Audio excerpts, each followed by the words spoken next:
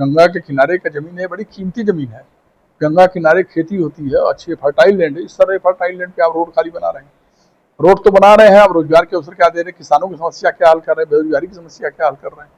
तो इससे मुझे लगता नहीं है कि इस गवर्नमेंट के पास कोई रोजगार का मॉडल है, या गवर्नमेंट के पास विकास का कुछ सही मॉडल है। ये हप्पू मॉडल डेवलपमेंट, बिना सोचे समझे ऐसा विकास, जैसे एक बच्चा हप्पू मॉडल खा लेता उल्टा सीधा उल्टी करने लगता है, उसी तरीके से ये बिना अनप्लैंड और बिना सोचे केवल इनको है कि हमारे लोगों को रोजगार मिल जाए, ठेका मिल जाए, लोग पैसा कमा ले, या गुजरात के लोग या देश के जो खास लोग हैं या पार्टी में खास वर्ग के लोग हैं या इनके संघ की विचारधारा से जुड़े हुए लोग हैं, उनको लाभ मिल जाए। तो ये एक विचारधारा से और एक वर्ग से, एक जाति से देश का कल्याण नहीं होगा।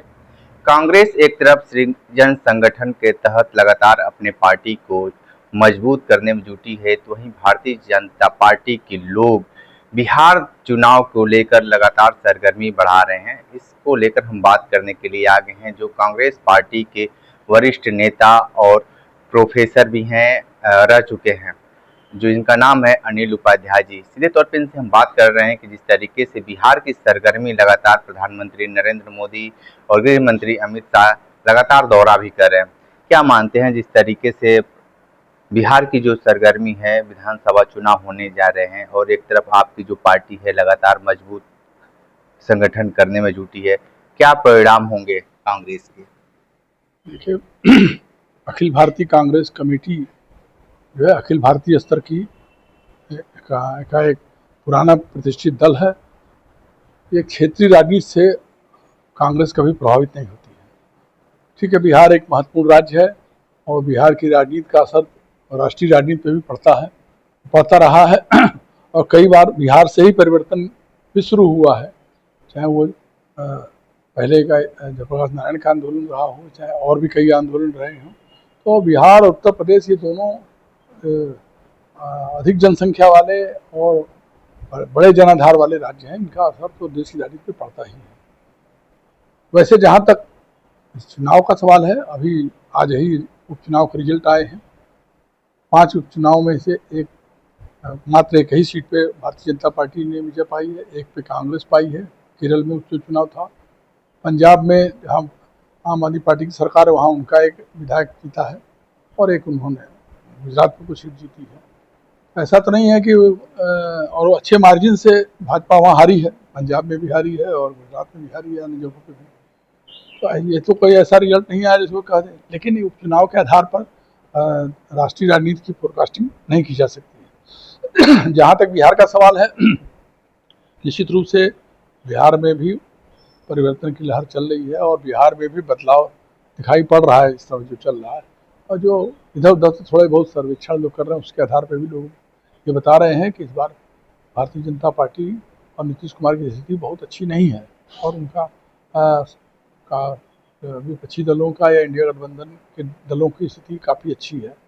खैर वो बात की बात है, अभी चुनाव में थोड़ा समय है और जैसे कहा जाता है भारत के मौसम और भारत की राजनीति की कोई फोरकास्टिंग बहुत पहले नहीं की जा सकती। कब मौसम बदल जाए, कब भारतीय राजनीति बदल जाए, इसकी कोई बहुत ज़्यादा भविष्यवाणी नहीं कर सकता है। तो लेकिन जो देश की स्थितियाँ हैं, जिस तरह से अंतर्राष्ट्रीय स्तर पर जो राजनीति चल रही है, वो मुझे लगता है बड़ी चिंताजनक है। महंगाई दिन दूना रात चौगुना बढ़ रहा है, महंगाई बढ़ती जा रही है। अभी जो अमेरिका ने अपनी दादागिरी करके जिस तरह से ईरान पे हमला किया है, इजराइल की तरफ से हमला कराया, बाद में खुद आ गया सामने। पहले तो लग रहा था कि इजराइल का झगड़ा है, लेकिन इजराइल नहीं, वो आ गया। और एक तरफ इजराइल जो है वो परमाणु संपन्न देश है और आप ईरान पर हमला के लिए इसलिए कर रहे हैं कि आप परमाणु संपन्न न बन सके या अपने परमाणु ठिकानों को नष्ट करें। तो दोहरा चरित्र नहीं होना चाहिए। जब आप ये अगर ईरान को अगर मना कर रहे हैं तो इजराइल को क्यों नहीं मना कर रहे हैं? इजराइल अगर परमाणु संपन्न रहेगा तो अगर ईरान भी अपनी सुरक्षा के लिए बना रहा तो आप कैसे उसको कर सकते क्या? लेकिन वो खैर अपनी जगह है। लेकिन अमेरिका शुरू से आप अगर देखिए तो अमेरिका बराबर एशिया में बराबर घुसपैठ करता रहा है, चाहे वियतनाम का मामला रहा हो, चाहे अन्य विदेशों की बात करें, अरब कंट्री में रहे हो, बराबर इराक, ईरान, किसी न किसी देश को झगड़ा करता रहा है या दबाने की कोशिश करता है।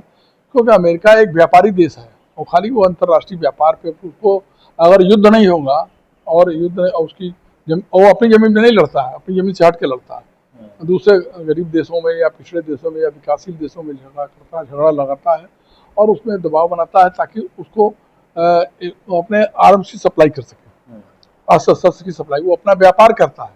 तो वर्तमान जो राष्ट्रपति हैं ट्रंप है, वो शुद्ध रूप से व्यापारी हैं, और दुर्भाग्य से हमारे देश के भी जो राष्ट्रपति वो भी व्यापारी अपने को बताते हैं। व्यापारी हैं कि नहीं हम नहीं जानते, लेकिन खुद ही कहते थे मेरे ब्लड में जो है बनिया व्यापार का खून है, व्यापार है, बिजनेस है।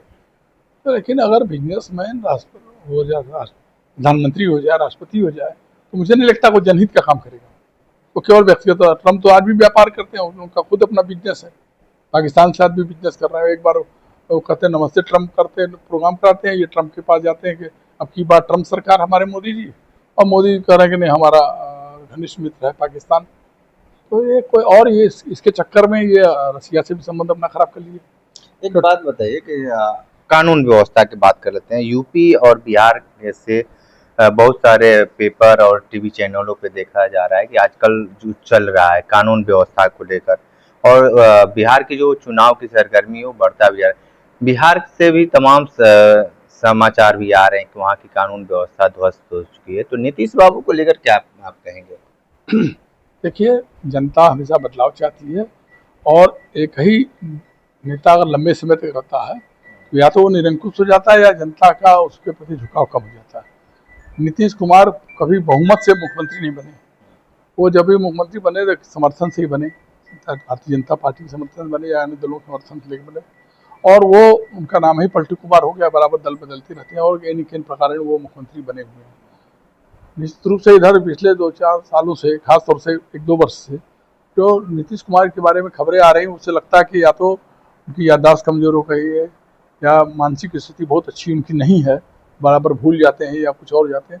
उनका प्रशासन में पकड़ कमजोर हुई है, और उनके शासन जो है वो एक तरीके से कुशासन में बदलता नजर आ रहा है, और लाइन ऑर्डर की स्थिति बहुत अच्छी बिहार में नहीं है, और बिहार में तमाम घटनाओं की खबर आ रही है, और उसमें वो प्रभावी नियंत्रण नहीं कर पाते हैं। जिस तरह से बिहार में लगातार बीपीएससी का या बिहार पब्लिक सर्विस कमीशन के पर्चे आउट हुए, बार बार परीक्षाएं कैंसिल की गई, और लड़कों ने जब प्रोटेस्ट किया तो उन पर लाठीचार्ज किया गया, बार बार मारा गया।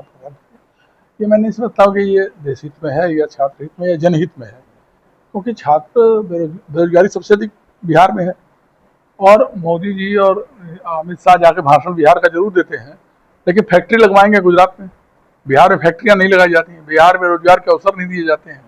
यहाँ के लड़के जाके गुजरात की फैक्ट्री में लेबर का काम करते हैं, मजदूर का काम करते हैं, लेकिन वो मिल मालिक और सब मजदूर गुजरात के लोग बने हुए हैं। और ये भी वही हाल हर जगह हो रहा है, उत्तर प्रदेश में भी हो रहा है, बनारस में भी सब जगह हो रहा है। जितने व्यापार ठेके दिए जा रहे हैं, ऐसा बताया जा रहा है कि सब के सब गुजराती लोगों को दिए जा रहे हैं। तो ये कहीं न कहीं समय ये बहुत संतोषजनक स्थिति नहीं है, बहुत अच्छी स्थिति नहीं है। बिहार में भी वही हो रहा है, और गुजरात ने जैसे ईस्ट इंडिया कंपनी थी, उससे गुजरात ईस्ट इंडिया कंपनी करके, या कह सकते हैं वेस्ट इंडिया कंपनी, अब गुजरात का एक कब्जा हो चुका है। एक व्यापारी घरानों का या खास से गुजराती व्यापारियों का ही वर्चस्व हर जगह हो गया है। अब जिस तरह से बोइंग विमान अहमदाबाद में गिरा, और उस विमान के लोगों ने शिकायत किया, जो लोग बैठे थे उसके पहले दिल्ली से जो आए अहमदाबाद उतरे, कि उसका रख रखाव नहीं ठीक था, उसमें एसी नहीं चल रहा था, उसमें सिस्टम नहीं काम कर रहे थे सारे, और उसका अजीब तरह की आवाज़ें आ रही थी। तो उसके बाद भी कई विमानों को कैंसिल किया गया। तो निश्चित रूप से रख रखाव और मेंटेनेंस की कमी है, और ये एयरपोर्ट भी वहाँ का उन्होंने प्राइवेट हाथों में अडानी के हाथ में दे दिया है। तो अगर सारा एयरपोर्ट, रेलवे स्टेशन सब कुछ व्यापारियों को हाथ दे देंगे, या अडानी को दे देंगे, या अंबानी को दे देंगे, या बिजनेस क्लास दे देंगे, सरकार के पब्लिक सेक्टर में कुछ ही रहेगी नहीं। सरकार के अधीन जितने जो रोजगार वाले संस्थान थे सब खत्म कर दिए। उसके बाद आप आरक्षण दीजिए या न दीजिए, उससे क्या फर्क पड़ता है? जो नौकरियां ही नहीं रहेंगी तो आरक्षण बढ़ा देने से भी क्या होगा? आप आरक्षण बढ़ाएं या न बढ़ाएं वो उतना महत्वपूर्ण नहीं। सबसे अधिक महत्वपूर्ण यह है कि रोजगार के अवसर सृजन करिए, छोटे बड़े हर तरह के उद्योग, छोटे धंधा। गांधी जी भी यही बात कहते थे कि भारत की जनसंख्या बहुत अधिक है, यहाँ पर लेबर इंटेंसिव टेक्निक होनी चाहिए, जिसमें ज़्यादा से ज़्यादा लेबर, ज़्यादा श्रम शक्ति इस्तेमाल हो सके, ज़्यादा से ज़्यादा लोग को रोजगार मिल सके। इसके लिए छोटे बड़े दोनों उद्योग लगने चाहिए। आप कोई छोटा उद्योग नहीं, खाली सड़कों का जाल बिछा दे रहे हैं, सड़कों पर ठेकेदारी हो रही है, और टोल टैक्स गडकरी जी अपना पीठ ठोक के टोल टैक्स वसूल रहे हैं सब पे।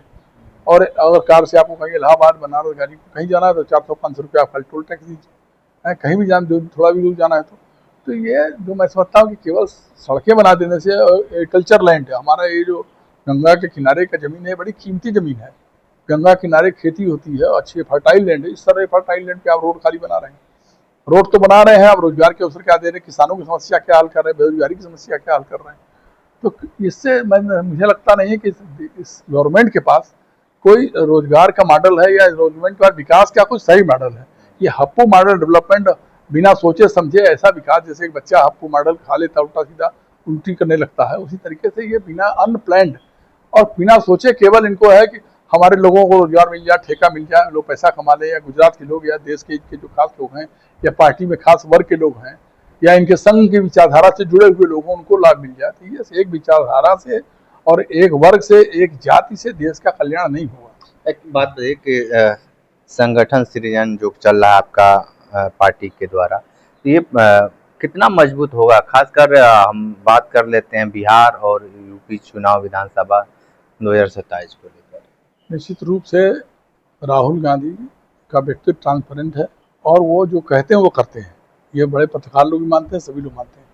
उसको भले ही लोग कह रहे हैं कि जिद्दी है, अड़ियल है, जो भी है, लेकिन राहुल गांधी जो ठान लेते हैं वो करते हैं, झूठ नहीं बोलते। सबसे बड़ी बात है जो हमारे वर्तमान इनको साहेब लोग करते हैं, प्रधान सेवक जो हैं, उनको एक बात कहते हैं फिर पलट जाते बात है।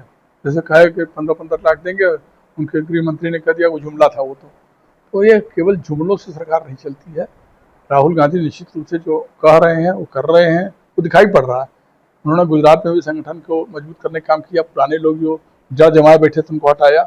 मध्य प्रदेश में भी एक पूर्व मुख्यमंत्री थे, उनके छोटे भाई जो थे वो संगठन विरोधी काम कर रहे थे, टिकटों को बिकवाने का काम कर रहे थे।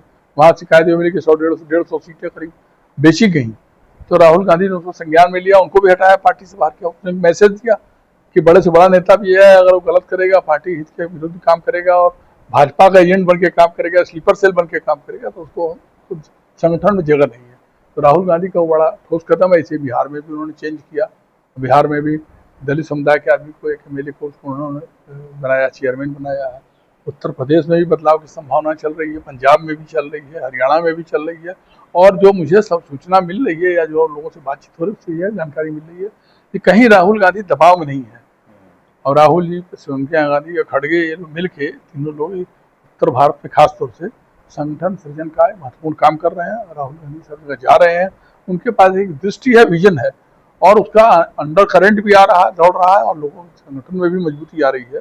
जनता में भी ये दिखाई दिया, जनता का अंदर भी उत्साह आ रहा है कि नहीं, अब राहुल गांधी कुछ कर रहे हैं, लग रहा है कि सकारात्मक उनका रुख हो रहा है। इसका संगठन को भी लाभ मिलेगा और कांग्रेस पार्टी को भी लाभ मिलेगा, निश्चित रूप से मिलेगा। बिल्कुल बिल्कुल। तो आप सुन रहे थे अनिल उपाध्याय जी को बहुत सारी बातें बताए हैं, विशेष इंटरव्यू कर रहे थे, तो हमारे साथ बने रहिए। कांडी बनारसी के साथ हमें दीजिए इजाजत, नमस्कार।